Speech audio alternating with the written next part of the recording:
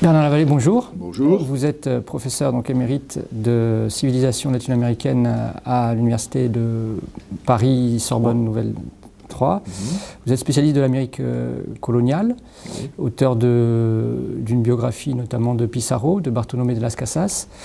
Et vous venez de publier donc aux presses universitaires de Bordeaux avec Francine Aguiar-Lavallée et Christophe Lavallée, car ce combat est aussi le nôtre, Bordeaux et les Bordelais et la guerre d'Espagne, aux presses universitaires de Bordeaux donc. Un ouvrage qui est consacré au moment où la ville de Bordeaux a été, mais aussi le département de la Gironde, en contact avec, directement ou indirectement, la guerre civile espagnole et aussi aux conséquences de ce conflit à Bordeaux. Alors, je voudrais savoir comment est née l'idée de cet ouvrage d'abord. Alors, ce livre a une histoire assez longue, puisque sa préparation a duré 8 ans, presque une thèse d'État dans l'ancien système. Il est né de l'intérêt qu'avait et qu'a toujours Francine Aguiar-Lavallée pour les Espagnols dans notre région, et en particulier pour l'immigration forcée, l'arrivée du fait de la guerre des Espagnols dans notre région. Par la suite, nous avons été invités à un colloque sur le 70e anniversaire de la République espagnole. Et donc, comme on dit, de fil en aiguille, nous avons poursuivi notre recherche.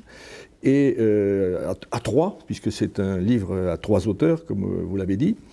Et nous sommes partagés le travail. Et vous avez donc aujourd'hui le résultat d'une recherche qui n'est pas un livre sur l'histoire de la guerre d'Espagne, je le précise bien, ce n'est pas un livre de plus sur la guerre d'Espagne, c'est, comme vous l'avez très bien dit, l'histoire de l'impact, des conséquences, des effets de ce conflit dans notre région, à Bordeaux, en Gironde, et disons un peu plus généralement, puisque l'enquête a été menée en fait sur les 5 départements de ce qui est aujourd'hui l'ancienne Aquitaine.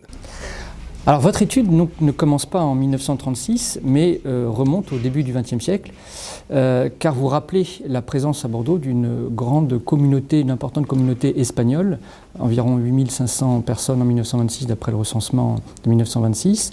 Alors, ce qui explique aussi d'ailleurs pourquoi la capitale bordelaise va être rapidement concernée par la guerre civile. Est-ce que vous pourriez nous refaire le portrait de cette communauté qui était donc groupée autour du cours de l'Isère, rue La Fontaine, dans ce quartier-là. Une communauté, dites-vous d'ailleurs, qui est assez politisée finalement. Alors effectivement, on ne comprend pas ce qu'a été l'histoire bordelaise de la guerre d'Espagne si on ne tient pas compte du fait qu'il y avait, comme vous venez de le dire, à Bordeaux, une forte communauté espagnole, depuis d'ailleurs le XIXe siècle. En fait, on peut dire depuis la première vague avait commencé dans les années 1820 avec les problèmes politiques espagnols. Mais surtout, en ce qui nous concerne, cette présence espagnole était vraiment notable, très notable, depuis les dernières années de la guerre de 14-18 et surtout depuis les années 20, en partie liée aux besoins de main-d'œuvre qui avaient entraîné vers Bordeaux une immigration espagnole, mais assez intéressante du point de vue de son origine géographique, car ce sont essentiellement des gens du Nord, c'est-à-dire en majorité des Basques espagnols, des Aragonais, des gens, disons, de la moitié nord de l'Espagne, mais pratiquement pas, par exemple, d'Andalous. C'est une communauté qui, comme vous l'avez dit, du point de vue géographique, est assez concentrée dans ce qu'on appelle, ce qu'un ouvrage appelle le triangle espagnol, la place à Victoire, la place d'Ansouti et le cours de l'Isère, le marché des Capucins, mais aussi dans certaines banlieues, et en particulier à Senon, dans le Bas-Senon, au bout de l'avenue Thiers, dans laquelle il y avait pratiquement une rue entièrement espagnole, avec d'ailleurs une chapelle espagnole. Alors ces gens-là travaillent essentiellement dans des activités portuaires. Et c'est pour ça que j'ai dit ils étaient liés à la crise de main-d'œuvre d'après-guerre. Ils travaillent dans des activités portuaires. Par exemple, la corporation des charbonniers est très importante. Des gens qui alimentaient les vapeurs en charbon sont pratiquement tous espagnols. En tout cas, c'est une corporation qui est dominée par les Espagnols, notamment en particulier du point de vue du recrutement. Alors, cette communauté très importante, vous avez dit, elle était très politisée. Oui et non. C'est-à-dire que la politisation concernait un très petit nombre de personnes. Mais elles étaient, comme vous l'avez dit, excessivement politisées et en particulier, elles étaient d'un activisme débordant. Et en particulier, une chose à noter, c'est que dans les fichiers de la police bordelaise de l'époque, une cinquantaine de personnes sont fichées comme, disons, activistes dangereux, entre guillemets. Sur cette cinquantaine, plus de la moitié sont des Espagnols. Alors, quelles sont leurs obédiences ? Il y avait traditionnellement une obédience anarchiste forte, en liaison d'ailleurs avec des anarchistes bordelais. Et il y avait des activités bien connues de la police sur lesquelles on est très bien renseigné, la police faisait très bien son travail, dans certains bars du cours de l'Isère et du cours de la Somme, activités à la fois de politique et culturelle, mais où est quelque chose d'assez remarquable. Il y avait dans cette communauté, dans cette petite communauté d'activistes espagnols, il y avait un noyau communiste. Alors pourquoi j'insiste là-dessus ? Parce que, comme vous le savez, le communisme en Espagne ne s'est véritablement affirmé que de façon tardive et au moment de la guerre, en 1936, aux élections de 1936. Il y a eu en 1934 un seul député communiste élu. Alors qu'à Bordeaux, au contraire, dans la communauté espagnole, disons, l'obédience communiste était très forte et il y avait un certain nombre d'activistes, de propagandistes très forts qui, disons, donnent une idée un peu inexacte de la politisation de cette communauté, dans la mesure où, je le répète, elle n'était globalement pas très politisée, mais dans laquelle il y avait néanmoins un noyau très actif qui, effectivement, donnait une impression plus forte que son importance réelle. Alors, lorsque la guerre éclate, en juillet 1936, dès le départ, on voit dans votre livre qu'il y a tout de suite un très grand retentissement, notamment dans la presse locale. Alors, est-ce que vous pourriez nous dresser un bref état des lieux des différents organes de presse, bordelais notamment, et leur positionnement par rapport au camp nationaliste et républicain? Alors, il y avait effectivement plusieurs journaux dans la région. Les uns, au début, disons, ils ont été assez favorables, même pour certains très favorables à la République, et donc favorables à la République attaquée par le pronunciamiento militaire. Mais la raison pour laquelle ils ont été, les organes de presse bordelais ont été très sensibilisés à ces questions, tient à un fait d'ordre géographique qu'on oublie assez généralement. En effet, quand on parle de la guerre d'Espagne, on parle aux grandes batailles, la bataille de l'Èbre, la bataille de Madrid, la campagne d'Aragon, la campagne de la Retirada, bien entendu. Mais il faut se rappeler que l'une des premières batailles, pour ne pas dire la première bataille de la guerre d'Espagne, se situe à nos portes. C'est la bataille d'Irún. Pourquoi d'Irún ? Parce que le contrôle de la frontière entre la France et l'Espagne est fondamental. Si la frontière est coupée, toute l'Espagne du Nord, qui restait fidèle à la République, du Pays Basque jusqu'aux Asturies, Galice non incluse bien sûr, si la frontière française est coupée, l'acheminement, les liens de toutes sortes le sont aussi. Donc l'armée nationaliste, qui a pris presque sans coup férir, mais au prix de nombreuses fusillades, la Navarre attaque pour couper la frontière. Et donc, il y a, entre le mois d'août et le mois de septembre 1936, une bataille avec des avancées des nationalistes, puis des reculs, etc., et une bataille qui se livre à nos portes, véritablement à nos portes, et de l'autre côté de la frontière. Et cette bataille, évidemment, va avoir des répercussions très nombreuses et très fortes dans le sud-ouest. C'est à nos portes, c'est à 200 km, et surtout, pour la première fois d'une longue série, malheureusement, on va voir arriver en France des gens qui n'ont que, si j'ose dire, que la frontière à traverser, et qui arrivent dans les conditions qui seront malheureusement celles de tous les réfugiés, dans le dénuement le plus complet.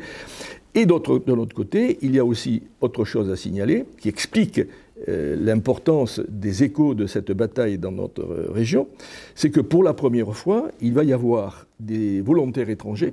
Ce ne sont pas encore des brigadistes, ce ne sont pas les brigades internationales, elles n'existent pas encore, mais il y a des volontaires étrangers qui spontanément arrivent, qui vont transiter bien entendu par Bordeaux, qui alors, lorsqu'ils seront battus, pour certains réussiront à refranchir la frontière et on les retrouve par exemple blessés à l'hôpital Saint-André. Il y a aussi des blessés de cette bataille qui sont au Pays Basque français bien entendu, mais aussi à l'hôpital Saint-André à Bordeaux. Donc véritablement, outre si vous voulez la sensibilisation politique qui était celle des partis de gauche vis-à-vis de cette guerre, il y a aussi le fait que cette guerre, comme le dit le titre d'un des chapitres, est véritablement à nos portes. Et ça, c'est disons, le début d'une conscientisation, comme on dit, très forte et longue. Alors vous l'avez dit, il y a des Bordelais qui ont participé à cette bataille d'Irun. Oui. Il y a aussi, vous l'avez souligné, des Bordelais aussi qui sont engagés dans les brigades internationales, 188. Oui. Vous avez d'ailleurs reconstitué un peu leur portrait dans le livre.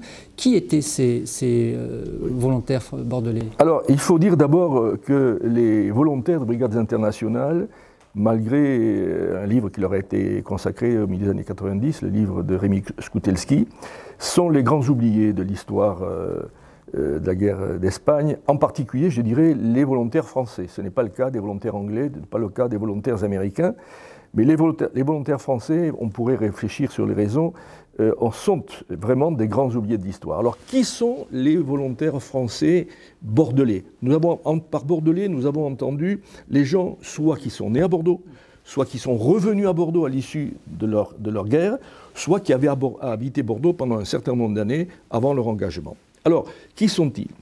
Ce sont des hommes, il y a une femme qui travaillait aux cuisines, mais qui était dans les brigades internationales, mais ce sont des hommes jeunes, évidemment. Jeunes, c'est un éventail très large, car il y a, par exemple, des mineurs, quelques mineurs qui seront rapatriés de force en France. Il y a des hommes relativement âgés, disons des hommes pour aller au combat, des hommes de plus de 50 ans. Et ce sont des hommes qui, du point de vue de leur activité, appartiennent majoritairement au monde ouvrier ou artisanal. Ce sont des ouvriers ou des artisans.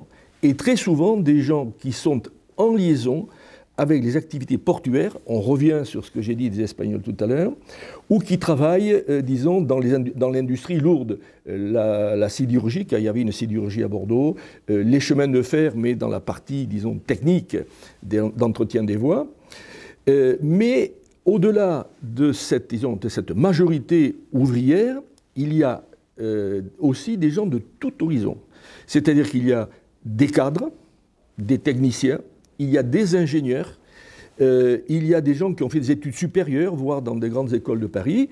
Et il y en a un qui était Saint-Cyrien, qui finira d'ailleurs général. Il y a donc, si vous voulez, un éventail très large, mais avec une dominante très claire du monde ouvrier. Alors, du point de vue politique, ça c'est pas sans importance, comme vous le savez, les brigades internationales ont été voulues par les instances communistes internationales, avec d'ailleurs des réticences de la part du gouvernement républicain de l'Espagne qui ne souhaitait pas vraiment, au début, voir intervenir dans son conflit des combattants, d'une part étrangers et d'autre part majoritairement communistes. Donc, du point de vue politique, ces gens-là sont majoritairement communistes. Ou communistes avant de partir, quelquefois avec une longue histoire à l'intérieur du parti. Ils ont eu des rôles à l'intérieur du parti, ils ont été des candidats à des élections, soit des gens qui expliquent, et je dirais comment nous le savons, avoir adhéré une fois qu'ils sont partis en Espagne, avoir adhéré au Parti communiste en Espagne, d'ailleurs certains avoir adhéré directement au Parti communiste espagnol. Alors, comment connaît-on cette histoire de ces oubliés de l'histoire que sont en fait les brigadistes français?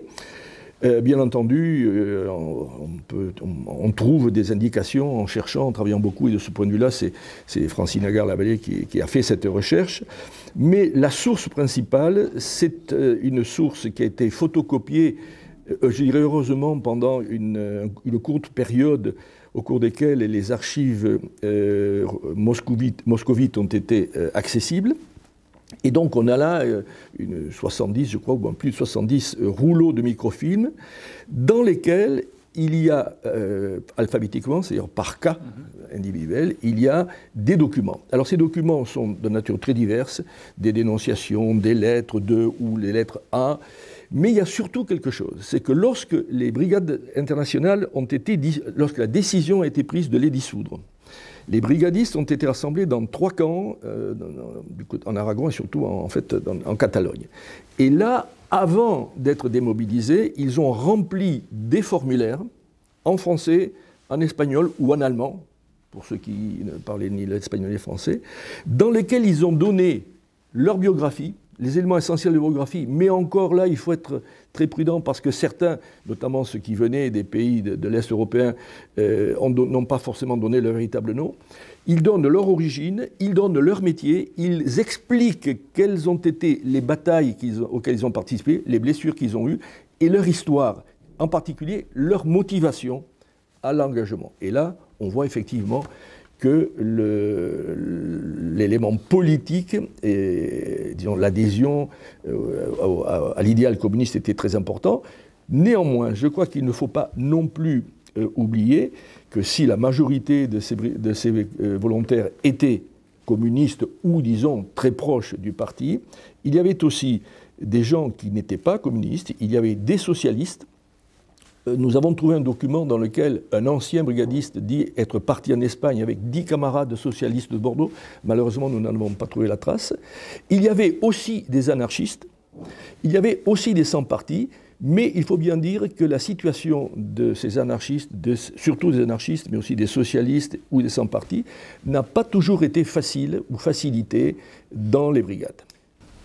Alors une autre question qui se pose et qu'on retrouve d'ailleurs tout au long du livre comme une sorte de fil conducteur, c'est le problème des réfugiés qui arrivent d'Espagne et qui arrivent en Gironde, à Bordeaux notamment, avec parfois des épisodes dramatiques. Vous avez raconté dans le livre l'épisode du Habana, du paquebot avec les 300 enfants à bord.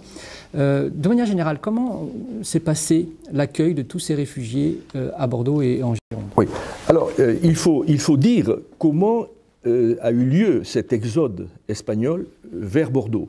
Parce que quand on pense à l'exode de la guerre civile, on pense à la retirada, c'est-à-dire l'afflux des malheureux réfugiés qui arrivent par la frontière catalane. Là, les Espagnols, après l'épisode douloureux et sanglant d'Irún, les Espagnols vont arriver, les Espagnols du Nord, vont arriver à Bordeaux au printemps, à l'été et à l'automne 1937. Printemps, été, automne, ça correspond à la chute des 3 provinces républicaines du Nord, le Pays Basque au printemps, Santander, la montagne, aujourd'hui la Cantabrie à l'été, et les Asturies à l'automne. Alors cet exode a lieu aussi de 3 façons. Je veux dire par là que lorsqu'il s'agit de l'exode des Basques, c'est un exode pour l'essentiel organisé, qui se fait donc dans l'ordre, en envoyant en priorité en France, vers Bordeaux, mais aussi vers Nantes et vers d'autres ports français, les femmes, les enfants, voire les vieillards. C'est un exode qui est soutenu financièrement par le gouvernement basque, et c'est un exode qui est très bien accueilli en France, et en particulier à Bordeaux, où il trouve, je dirais, un relais, j'allais dire un écho, mais plutôt un relais, dans des associations, soit des associations basques, en fait subventionnées par le gouvernement basque, mais aussi des mouvements de catholiques libéraux, en particulier ceux qui s'étaient développés autour des jésuites de l'école de Tivoli, et aussi, bien entendu, dans les milieux syndicalistes et politiques de gauche de Bordeaux. Les choses vont changer avec l'exode de l'été, celui de Santander, car là, les choses deviennent plus difficiles. On est face à l'improvisation, mais il faut dire aussi que jusqu'à cette époque-là, cet exode se fait avec l'aide internationale. Je souligne internationale. À savoir que des bateaux de plusieurs puissances mondiales, des bateaux de guerre, empêchent la marine de guerre espagnole d'attaquer ou d'arraisonner les bateaux qui fuient vers la France. Il y a un accord international. Et deuxièmement, il faut dire qu'une grande partie de ce flux, j'ose pas dire migratoire, mais ce flux d'évacuation, se fait avec l'aide des Anglais. C'est-à-dire que les Anglais, il y a une sorte d'accord tacite, les Anglais prêtent les bateaux, mais ils ne veulent pas que les bateaux débarquent en Angleterre.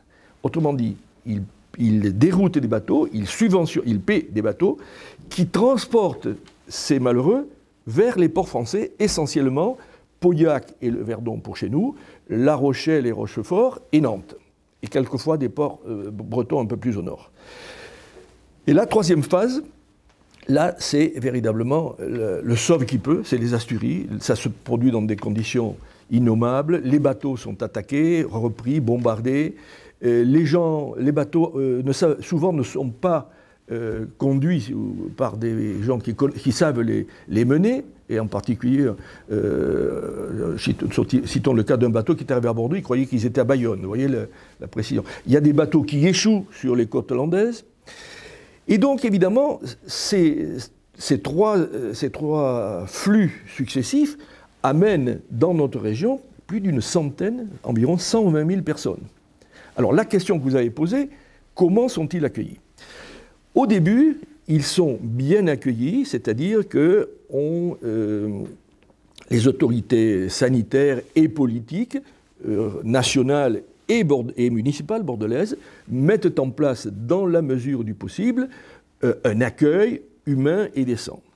Mais, il va y avoir au cours de cette période, de l'été à l'automne 1937, des changements notables. Ces changements notables sont de deux natures. Le premier, c'est que l'on voit apparaître, vis-à-vis de cet afflux de personnes, en quelques mois, 120 000 personnes. L'Europe aujourd'hui connaît des mouvements migratoires, tout le monde connaît les chiffres, ça s'étale sur plusieurs années. En quelques mois, 120 000 personnes transitent par Bordeaux, par la région bordelaise. Et on voit apparaître dans, disons, la presse de droite ou dans la presse la moins politisée, une campagne ou des campagnes contre ces gens qui, de plus en plus, malheureusement, vont être considérés et appelés des indésirables. Et de notre côté, ça c'est, disons, l'aspect à la fois flux et presse. Mais de notre côté, le gouvernement français, qui, comme vous le savez, a connu bien des... Les gouvernements français, puisque nous ne sommes plus dans le gouvernement issu du Front populaire, les gouvernements français vont adopter vis-à-vis de ces gens, de ces milliers de personnes, une attitude, elle aussi, beaucoup plus bien distincte de ce qu'elle avait été auparavant. Je veux dire par là qu'à l'accueil tout à fait décent et solidaire que l'on avait vu en 1936 à propos de la bataille d'Irun, va faire place, dans la deuxième moitié de 1937, une attitude beaucoup plus dure et qui, disons, ne vise qu'à une seule chose. Excusez-moi du terme que je vais employer, se débarrasser de ces gens-là. Et donc, dans la deuxième moitié de, disons, l'été et automne 1937, qu'est-ce qu'on voit? Ces gens arrivent dans des conditions de désarroi total, traumatisme de guerre. Ils n'ont pas mangé, ils n'ont pas bu, ils n'ont pas pu, bien entendu, se laver. Ils ont passé des jours sur des bateaux surchargés. Ils arrivent au Verdon ou à Pauillac. Les bateaux sont annoncés, bien entendu, parce que la marine nationale le croise partout. Ils arrivent à Pauillac dans la journée. Le soir même, ils sont mis dans des trains pour Bordeaux et ils sont renvoyés en Espagne républicaine, c'est-à-dire à la frontière franco-espagnole de Catalogne. Donc évidemment, l'attitude bordelaise change du tout au tout. Et je dirais que malheureusement, dans une certaine presse qui n'était pas proprement parlée une presse de droite, mais disons de centre-droit ou de centre, on relaie ces informations pour bien montrer au lecteur, que non, ces gens-là, ils viennent, mais ils repartent aussitôt. Et on indique bien qu'ils sont arrivés à telle heure à Pauillac, qu'à telle heure à Trompeloup, qu'à telle heure ils ont pris le train à Pauillac, qu'à telle heure dans la soirée ils sont passés par Bordeaux, et que le lendemain ils étaient rendus en Espagne, donc qu'ils n'étaient pas à la charge de la France. Donc cela veut dire que si effectivement dans les milieux populaires de gauche et syndicalistes de Bordeaux, la solidarité était toujours la même vis-à-vis de l'Espagne, malheureusement, la politique imprimée par le gouvernement français de l'époque n'est plus la même, et c'est une politique qui vise à minorer le poids de ces réfugiés, c'est-à-dire malheureusement à les renvoyer en Espagne républicaine, ce qui explique d'ailleurs qu'on retrouvera au moment de la retirada en Catalogne beaucoup de gens qui viennent d'autres régions espagnoles, et en particulier des gens qui n'avaient pas pu rentrer chez eux, des Espagnols, des Asturiens ou des Cantabriques. Alors, la guerre d'Espagne n'est pas qu'une simple guerre civile, c'est aussi une guerre qui s'est internationalisée. Et alors, on découvre dans votre livre que finalement la ville devient, à partir de 1937, un véritable nid d'espions. Voilà. Avec, vous parlez d'une guerre clandestine dans le sud-ouest. Voilà. Alors effectivement, ça c'est une réalité qui est apparue depuis quelques années. À savoir que,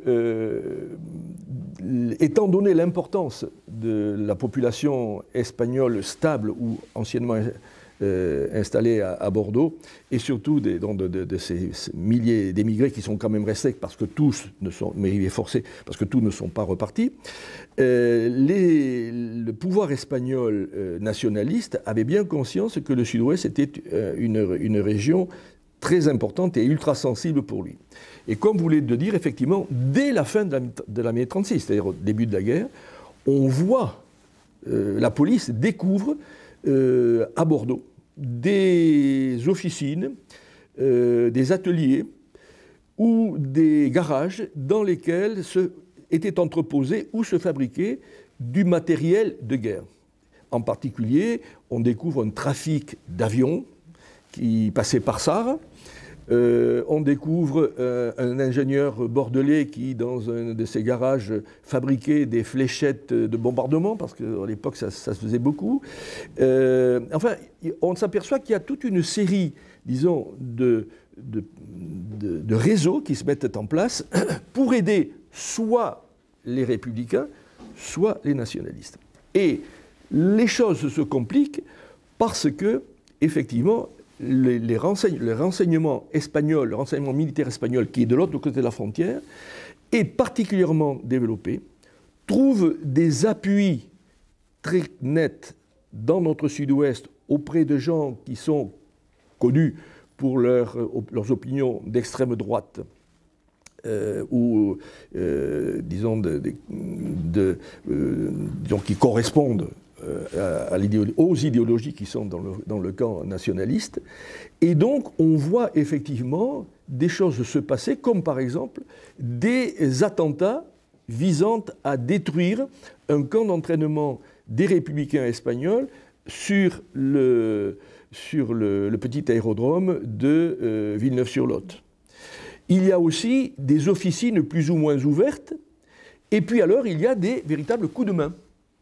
Le plus remarquable, entre guillemets, dont on puisse parler à Bordeaux, c'est celui d'un vapeur, d'un pétrolier espagnol qui était au Verdon et qui a été véritablement rapté par un coup de main très bien monté, mais qui, bien entendu, bénéficiait de complicité à bord même du bateau, parce qu'un bateau ne se met pas en marche comme une voiture, il ne suffit pas de tourner la clé. Un autre événement aurait pu être très important, c'était celui du fameux sous-marin qui s'était réfugié à Pauillac, puis à Blaye. En effet, la marine espagnole, la marine républicaine avait 4 sous-marins. Ces 4 sous-marins avaient opté pour le maintien dans la République, dont la marine espagnole n'avait pas de sous-marin. La marine espagnole, nationaliste. Et donc, ils voulaient remettre la main sur les 2 sous-marins qui étaient encore en activité, qui étaient réfugiés, l'un à Brest, l'autre à Bordeaux. Il y a eu, comme pour l'affaire du pétrolier de Bordeaux, un véritable commando qui a essayé de prendre le sous-marin de Brest. Ils n'y ont pas réussi. Ils ont été arrêtés, les hommes du coup de main sont repartis vers l'Espagne et ils ont été arrêtés 2 jours après à un barrage routier qui était sans doute, qui était là pour bien des raisons, qui avait été prévenu, disons, à Belin. comme tout le monde sait, est à 40 km de Bordeaux. Et en ce qui concerne le sous-marin de Bordeaux, il n'y a pas eu de coup de main parce qu'il s'est avéré que ce sous-marin avait été bombardé lorsqu'il avait fui les Asturies, et donc il était inutilisable. Donc ce sous-marin est resté à Blaye. Et puis il y avait aussi donc, des activités des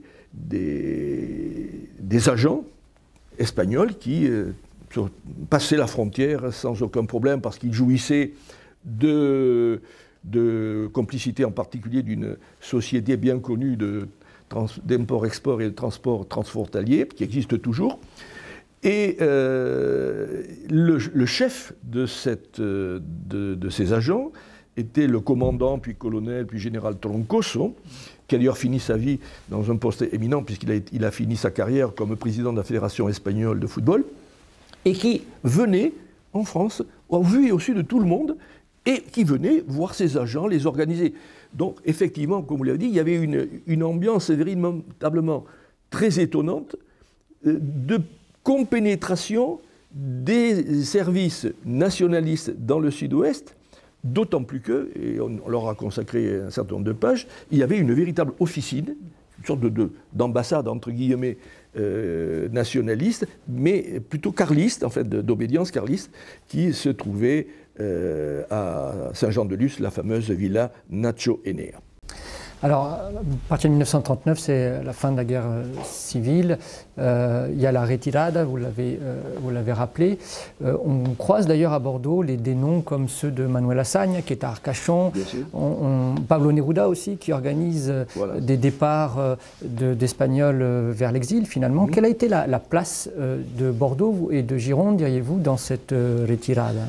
Alors, effectivement, comme vous venez de dire, la retirada a été en fait le dernier épisode de la guerre d'Espagne, mais pas de la situation des Espagnols républicains à Bordeaux. Alors la situation de Bordeaux a été particulière puisque les gens qui arrivent dans la retirada, on les estime à quelque chose comme 400 000, 450 000, ils rentrent tous par la frontière catalane, donc pas par Bordeaux, puisque la frontière là à Bordeaux est fermée depuis 1936. Et ces gens-là vont connaître deux types de destins. Les uns vont être les hommes en âge de pouvoir être mobilisés, c'est-à-dire de 18 à 40 et quelques années. Vous le savez, on le sait malheureusement tous, ils sont envoyés dans les fameux camps sur la plage, ces camps improvisés dans lesquels ils vivent dans des conditions inacceptables, gardés par des troupes coloniales, sous la surveillance des gendarmes, et dans des conditions véritablement indignes. Alors ça, ce sont les hommes en âge d'être mobilisables. Les autres, c'est-à-dire les femmes, les enfants, les blessés, les vieillards, ceux-là, ils sont dispatchés dans toute la France, mais une grande partie vont passer par Bordeaux, en fait par la gare de Bordeaux, pour partir ensuite en Bretagne, dans le centre, dans les Pays de la Loire, en Normandie. Un certain nombre vont rester néanmoins à Bordeaux, car ceux qui pouvaient justifier d'attache bordelaise ou de la région ont pu, dans certains cas, le faire. Mais il faut bien savoir une chose, c'est que ce mouvement va être double. C'est que très rapidement, on va voir un reflux de ces émigrés vers l'Espagne. Dans certains cas, un reflux forcé. Ça a été le cas dans les Landes, et nous avons 2 ou 3 pages sur cette affaire-là, où là, le renvoi en Espagne de ces réfugiés a été orchestré par la gendarmerie mobile de Pau, de l'Escar exactement, et où en 2 jours, les camps de transit ou les camps d'attente de ces gens-là dans les Landes ont été vidés. On a renvoyé en Espagne ces gens-là. Bien entendu, dans les archives des Landes, on le retrouve. Certains disent non, ne me renvoyez pas en Espagne. Hein. Bon, vous imaginez pourquoi. Mais là, le problème était résolu d'une façon très brutale. Mais il ne faut pas oublier aussi que beaucoup d'Espagnols sont rentrés volontairement parce qu'ils avaient fui sans doute l'avancée du fascisme, pardon, mais surtout ils avaient fui la guerre. Donc ceux qui n'avaient pas de raison apparemment de craindre des représailles sont rentrés. Ce qui fait que les chiffres de la gare de Bordeaux, car nous avons les chiffres par le commissaire spécial de la gare de Bordeaux, font état en l'espace de quelques mois d'un transit de 120 000 personnes. Mais on ne peut pas dire dans ces 120 000 celles qui partaient du sud vers un nouveau destin en France et celles qui étaient rapatriées. Donc là, on ne peut pas le dire. Alors maintenant, pour ceux qui vont rester à Bordeaux, ils sont de l'ordre de, selon leur statut, de 3 à 5 000. Ils vont avoir donc des statuts différents et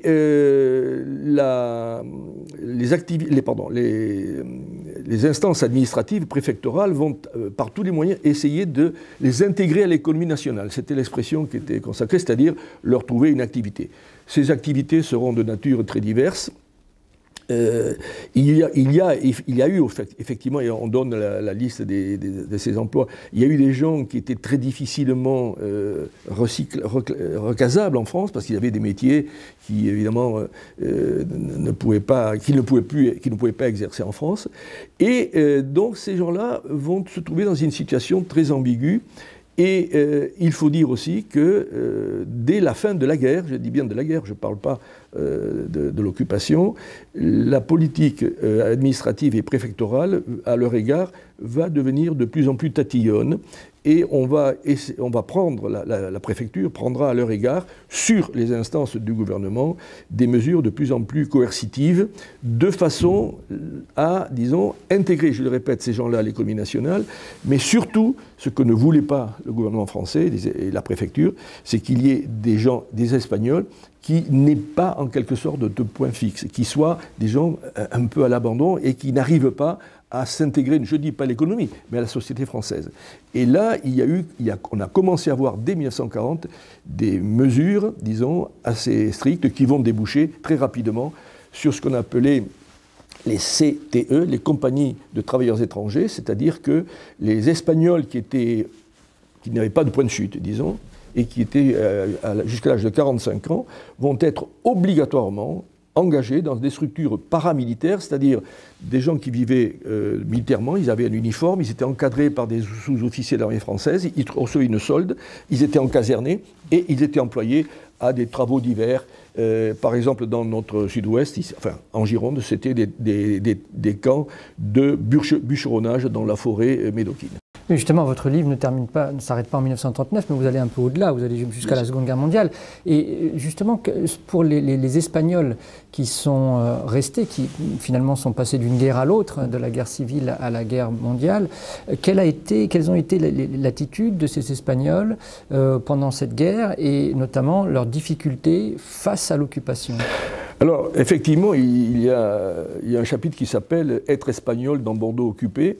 Et être espagnol dans Bordeaux occupé, c'était quelque chose de très difficile. Pourquoi ? Parce que, déjà, je l'ai indiqué, dans les derniers mois de la République, puisque la République va être suspendue par le maréchal Pétain, dans les derniers mois de la République, le sort des Espagnols réfugiés ne s'était pas amélioré. Et là, c'est le moins qu'on puisse dire.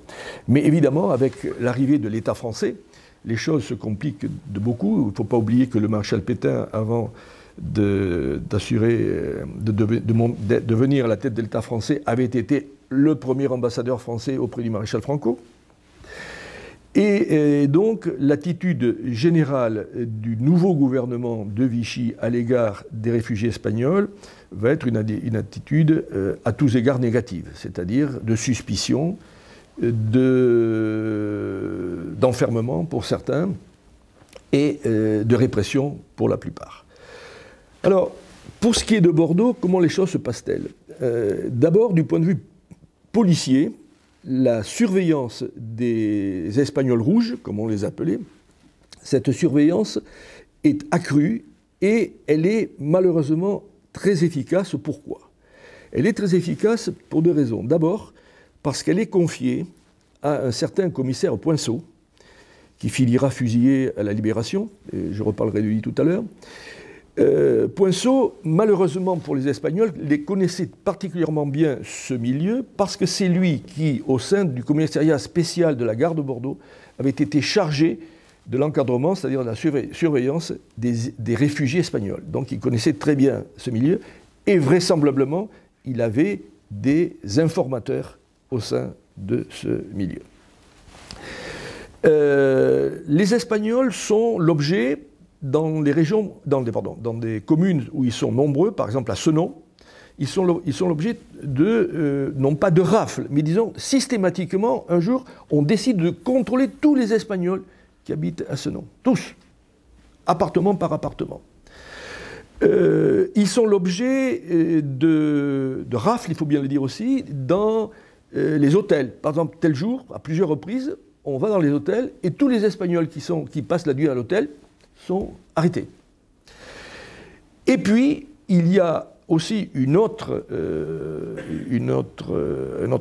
aspect, c'est que la police et les services du commissaire Poinçot organisent une surveillance tous azimuts, comme on dit, de la communauté espagnole dans le cadre de la surveillance de toutes les personnes pouvant être, pouvant être suspectes de résistance.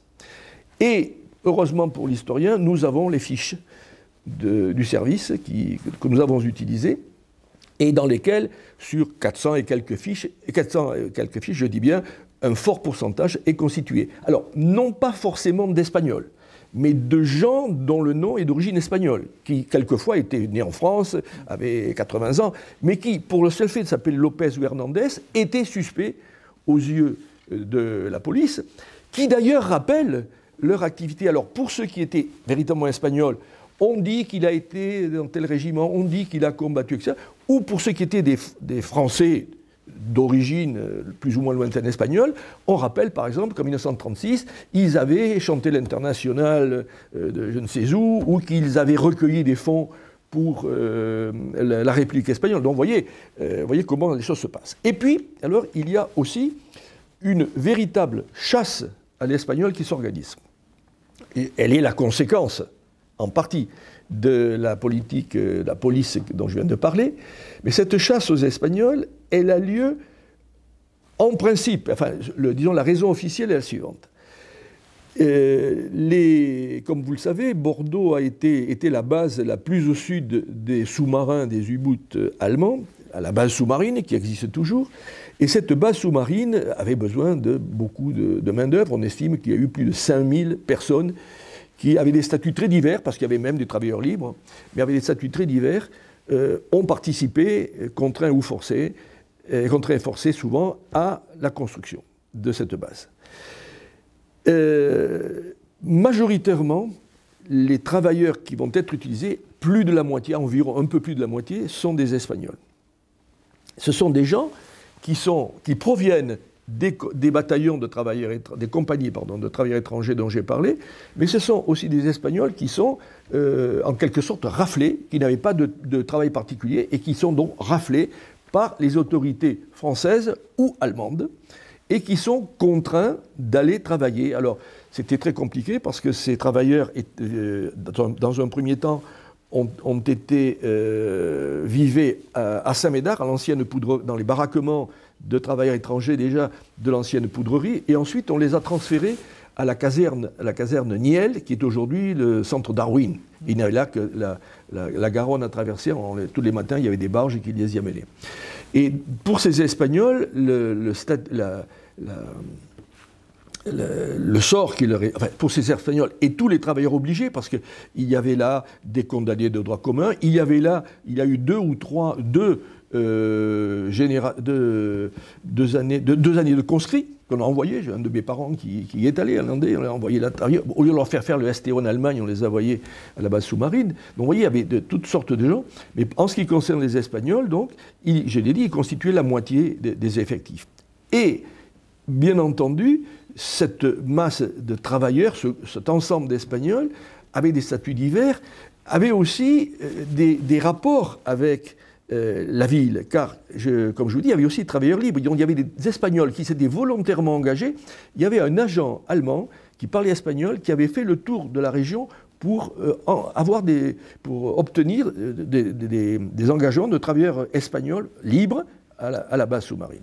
Et donc, ces gens-là, ils étaient en relation avec, disons, la communauté espagnole de Bordeaux, et ils étaient en relation avec les premiers résistants espagnols qui étaient à Bordeaux.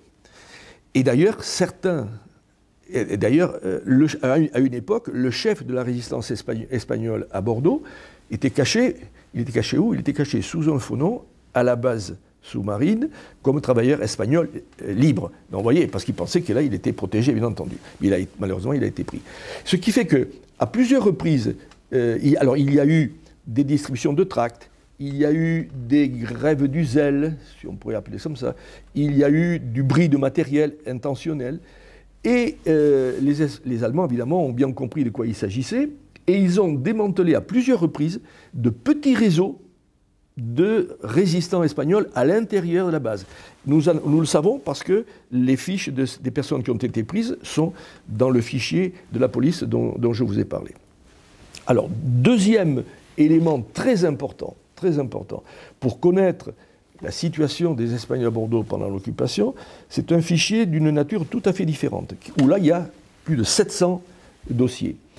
C'est un fichier de police qui était constitué pour la raison suivante. En effet, toute personne condamnée en France, toute personne étrangère condamnée, même à des larcins minimes, je vais en parler, pouvait être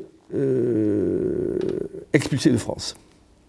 Et donc, on a tous les voleurs de poules, voleurs de bouteilles vides, quelqu'un qui avait fait du marché noir, quelqu'un qui avait frappé son voisin dans une colère et qui était condamné, s'il était espagnol ou de toute autre nationalité, mais là on parle des Espagnols qui étaient de très loin les plus nombreux, faisait ouvrir un dossier pour voir si on allait aussi l'expulser. Alors ces centaines de dossiers sont très intéressants parce que là ils nous mettent au contact véritablement du secteur espagnol le plus misérable. Les dossiers des gens condamnés sont vraiment des gens qui avaient 5, 6, 7, 8 enfants, qui n'avaient pas de travail, qui étaient malades et qui ont volé des bouteilles vides à leurs voisins. Enfin, vous voyez, et on demande, est-ce qu'on va les expulser? Et il faut dire que très souvent, la police qui, in fine, donnait un avis que l'administration en général suivait, très souvent disait non, écoutez, il n'y a pas de quoi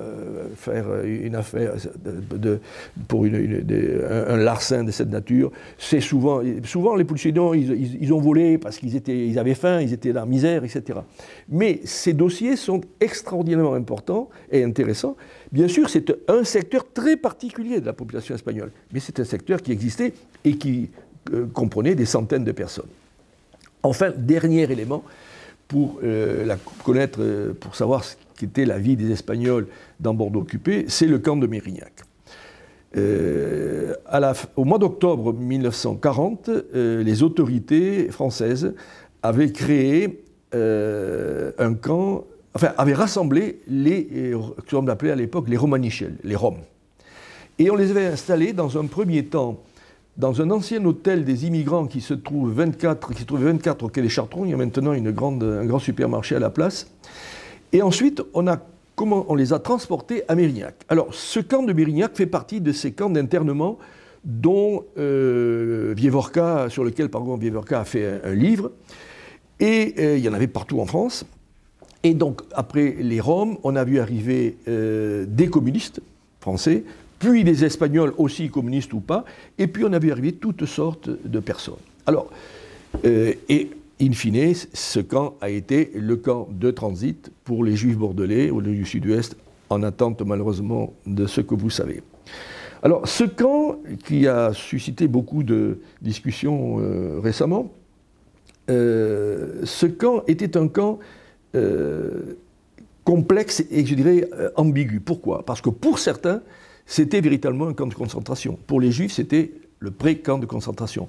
Pour les communistes otages, parmi lesquels on désignait les fusillés de Souges, c'était aussi un camp de concentration. Pour d'autres, c'était un camp de transit. Un jour, on a vu arriver 12 Chinois.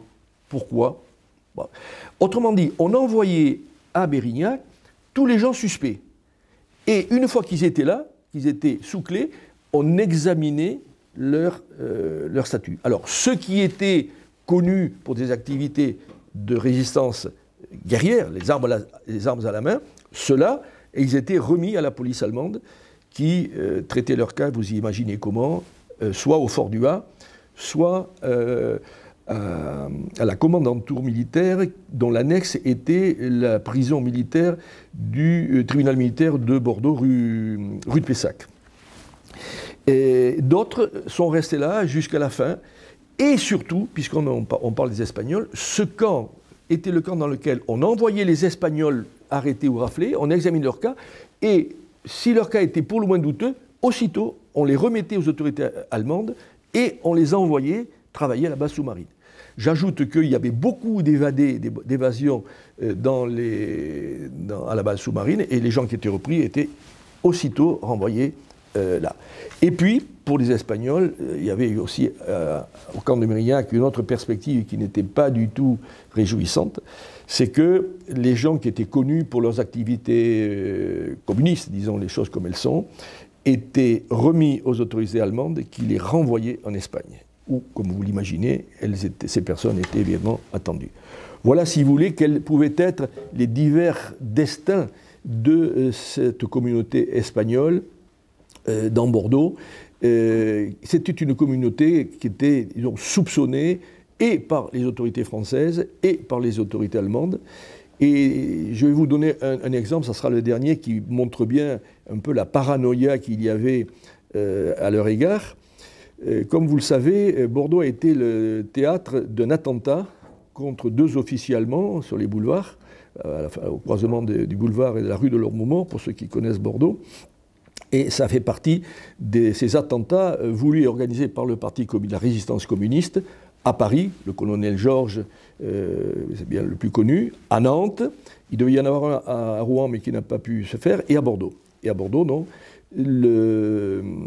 Cet attentat a été commis d'ailleurs par un ancien des brigades internationales, quelqu'un qui avait vécu à Bordeaux, on aurait pu le mettre dans la liste, mais il est surtout connu pour ses activités politiques au sein du Parti communiste, et donc il a revolvérisé 2 officiers, il en a tué un et il en a blessé un autre. Alors aussitôt, les Allemands se sont mis à chercher les coupables, et aussitôt, on a pensé que c'était des Espagnols rouges. Ça ne pouvait être que des Espagnols rouges. Alors, il est vraisemblable que le Français, ancien des brigades internationales, qui a tiré, avait comme appui 2... vous savez comment les attentats se faisaient? Il y avait celui qui tirait, puis un peu plus loin, sur des vélos, il y avait 2 personnes qui facilitaient sa fuite, et encore un peu plus loin, il y en avait 2 autres, toujours à vélo, armés bien entendu, qui facilitaient, qui s'occupaient de l'affaire si les choses tournaient mal. Donc il est vraisemblable que les 4 autres présents étaient espagnols, mais on n'en a aucune trace. Ce qui est intéressant, c'est que sachant que les soupçons se portaient aussitôt sur les Espagnols, un inspecteur de police, qui était l'adjoint de Poinceau, mais qui était tout à fait différent, puisque lui c'était un résistant, a eu l'idée suivante. Il a montré aux survivants des 2 officiers une série de photos d'Espagnols. Et bien entendu, l'officier en question a reconnu parmi ces photos celui qu'il avait revolvérisé. Il se trouve que l'officier n'avait présenté à cet Allemand que des photos d'Espagnols dont le policier en question savait qu'il n'était plus en France. Donc effectivement, ça a permis de noyer le poisson, excusez-moi l'expression, puisqu'on a cherché sur une piste, qui était une fausse piste, puisque je crois que l'Espagnol en question était au Venezuela ou en Argentine. Donc cet incident, cet attentat montre bien l'état d'esprit dans lequel, cette paranoïa anti-espagnole contre les Espagnols rouges, dans laquelle vivaient les autorités françaises de l'époque. Toute dernière question, pourquoi finalement avez-vous choisi les presses universitaires de Bordeaux ? Eh bien, il me semble qu'il était normal que ce livre, d'abord, soit publié à Bordeaux, ça c'est une première chose. Et pourquoi les presses universitaires? Parce que, bien entendu, même si nous avons voulu donner, nous avons voulu que ce livre soit d'une lecture amène, comme on dit, il n'en est pas moins vrai que c'est un travail historique, avec, comme vous l'avez vu, toutes les garanties et les indications de sources, etc. C'est un livre qui s'est refusé absolument à entrer dans toute une série de discussions à notre égard, à nos yeux, pour certaines oiseuses, concernant cette période et ce sujet. Et donc, il nous a semblé que des presses universitaires étaient les plus à même de publier un livre qui se voulait impartial, même si, bien entendu, les auteurs sont acquis à la cause de la République espagnole. Bernard Lavallée, je vous remercie. Merci à vous.